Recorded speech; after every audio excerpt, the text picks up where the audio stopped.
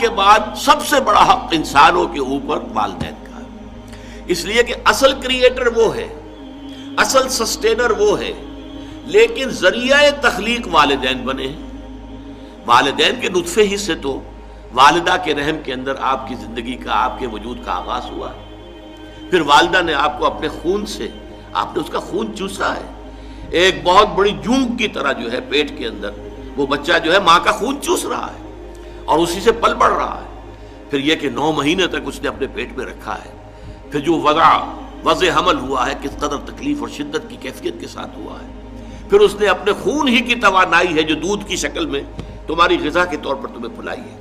تو ان کا حق جو ہے تمام انسانوں میں فائق، جملہ مخلوقات میں فائق تر حق ہے والدین کا۔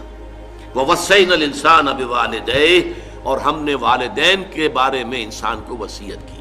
یہ وصیت در حقیقت فطرت انسانی کے اندر موجود ہے، والدین کے ساتھ یہ حسن سلوک فطرت انسانی کے اندر موجود ہے۔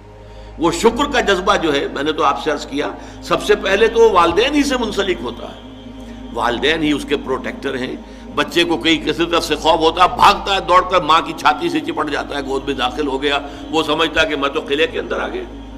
چاہے یہ کہ کوئی درندہ صفت، کوئی سکھ ہے، کوئی اور ہے، کوئی یہودی ہے، وہ اس بچے کو کھینچتا ہے ماں کی گود میں سے اٹھا کر اور اچھالتا ہے اور کسی نیزے کے اندر پرو دیتا ہے، یہ دوسری بات ہے۔ لیکن بچہ اپنی ماں کی گود میں پہنچ کر یہ سمجھتا ہے کہ میں تو قلعے کے اندر آ گیا ہوں، محفوظ ہو گیا ہوں۔ لہذا اس کا جذبہ تشکر پورا والدین کے ساتھ اس کو برقرار رہنا چاہیے، یہ جذبہ تشکر۔ اور اس میں خاص طور پر یہی وجہ ہے، قرآن مجید میں آپ دیکھیں گے کہ یہ 4-5 مقامات ایسے ہیں، سورہ بقرہ میں بھی ہے، سورہ نساء میں بھی ہے، سورہ انعام میں ہے، سورہ بنی اسرائیل میں ہے، کہ والدین کا حق اللہ کے حق کے فوراً بعد وَقَضَىٰ رَبُّكَ أَلَّا تَعْبُدُوا إِلَّا إِيَّاهُ وَبِالْوَالِدَيْنِ إِحْسَانًا، اور تیرے رب نے فیصلہ کر دیا ہے کہ تم نہیں بندگی کرو گے، پرستش کرو گے کسی کی سوائے اللہ کے، اور والدین کے ساتھ نیک سلوک، یعنی اللہ کے ذکر کے فوراً ساتھ جڑا ہوا۔ جیسے یہاں ہے انشکر لی ولوالدیک، شکر کرو میرا۔ دیکھیے اللہ کو اپنا حق جتانے میں کوئی حیا نہیں ہے، کوئی شرم نہیں ہے۔ اللہ نے اپنا حق، کرو میرا شکر۔ انشکر لی، کریٹر میں ہوں، تمہاری ماں کے دل میں ممتا میں نے ڈالی ہے، تمہارے باپ کی شفقت جو ہے وہ جو اس کے دل میں تھی تمہارے لیے وہ میں نے پیدا کی تھی، تو اصل کریٹر اور سسٹینر تو میں ہوں، میرا شکر۔ اور یہاں پہلے اپنے شکر کا ذکر کیا، حالانکہ یہاں ذکر ہو رہا ہے والدین کا۔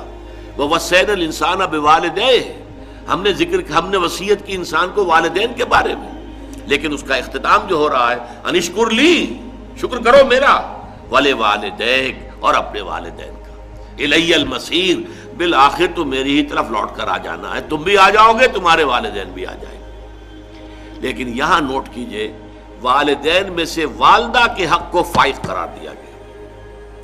حملتہ امہ وہنا علی وہن، اسے اٹھائے رکھا اس کی ماں نے کمزوری پر کمزوری جھیل کر۔ ظاہر بات ہے نقاہت ہوتی ہے عورت کے اندر، جیسا کہ میں نے ابھی عرض کیا تھا، ایک جونک ہے جو اس کا خون چوس رہی ہے مسلسل، اس کو نقاہت ہو رہی ہے کہ نہیں ہو رہی؟ وہنن علی وہن، کمزوری پر کمزوری، ضعف پر ضعف جھیلتے ہوئے اس نے اسے اٹھائے رکھا۔ حملتہ امہ وہنا علی وہن وفصالہ فی عامین، اور پھر دودھ کا چھڑانا ہوا 2 سال میں، نارمل جو ہے رضاعت کا حق۔ آج کل تو بہرحال اب دوبارہ توجہ ہو رہی ہے، اور سائنسی جو ہے جو اکتشافات ہیں ان سے بھی، کہ یہ بریسٹ فیڈنگ جو ہے یہ بہت بہتر ہے، یہ باٹل فیڈنگ جو ہے یہ چاہے کتنا اچھے سے اچھا دودھ ہو، ماں کے دودھ کا بدل کوئی نہیں۔ وفصالہ فی عامین، اور اس کا دودھ چھڑانا 2 سالوں میں۔ انشکر لی، اسی لیے حدیث میں آتا ہے کہ ایک صحابی نے حضور سے پوچھا کہ حضور میرے حسن سلوک کا اولین مستحق کون ہے؟ آپ نے فرمایا تمہاری والدہ۔ انہوں نے پھر پوچھا ان کے بعد کون؟ پھر فرمایا تمہاری والدہ۔ پھر پوچھا ان کے بعد کون؟ پھر فرمایا تمہاری والدہ۔ 4تھی مرتبہ پوچھا پھر کون؟ تو فرمایا تمہارے والد۔ یعنی والد کے حقوق والدہ کے حقوق سے تہائی ہیں، یا یوں کہیے کہ والدہ کے حقوق والد کے حقوق سے 3 گنا ہیں۔ اور یہ بات اس لیے کہ واقعتاً جو مشقت ماں جھیلتی ہے باپ کی نہیں ہوتی۔ رات کو بھی ماں جاگتی ہے بالعموم، وہ باپ کو تو چاہتی ہے کہ سویا رہے، اسے کل جا کے کام کرنا ہے، مزدوری کرنی ہے یا کچھ اور کرنا ہے، بچہ رو رہا ہے تو وہ ماں جو ہے وہ اپنی نیند حرام کرے گی، کوشش کرے گی کہ باپ کی نیند میں خلل نہ آئے۔ یہ سارا جو ہے بوجھ جو ہے اٹھایا ہے ماں نے، جسمانی طور پر بھی، ذہنی طور پر بھی، نفسیاتی طور پر بھی۔ سب سے زیادہ جو عمل دخل ہے انسان کی پرورش میں وہ تو والدہ کا ہے، لہذا والدہ کے حقوق جو ہے، اور اس میں ذرا ایک توازن ہے، قانونی اعتبار سے اولاد والد کی ہے، اگر سیپریشن ہو جائے گی والد کو جائے گی، نام والد کا چلے گا، فلاں ابن فلاں، ماں کا نام نہیں چلے گا امریکہ کی طرح آج کل، اس لیے کہ وہاں تو باپ کا اکثر پتہ ہی نہیں ہوتا کہ باپ ہے کون، اکثر اولاد جو ہے وہ حرام زادی ہے، لہذا پتہ کیا کہ باپ کون ہے، بغیر کسی شادی کی اولادیں ہو رہی ہیں۔ We are living together, we are not married, we are living together، اور living together میں بچے بھی ہو رہے ہیں، کوئی لیگل ان کے درمیان جو ہے وہ رشتہ نہیں ہے، وہ میاں بیوی نہیں ہے، only we are living together۔ بہرحال تو والدہ کے حقوق جو ہے، قانونی حق والد کا فائق ہے، لیکن اخلاقی حق والدہ کا بہت درجے فائق ہے۔ الجنت تحت اقدام الامہات، جنت جو ہے وہ تو ماؤں کے پاؤں تلے ہے، یہی باپ کے پاؤں تلے نہیں کہا ہے۔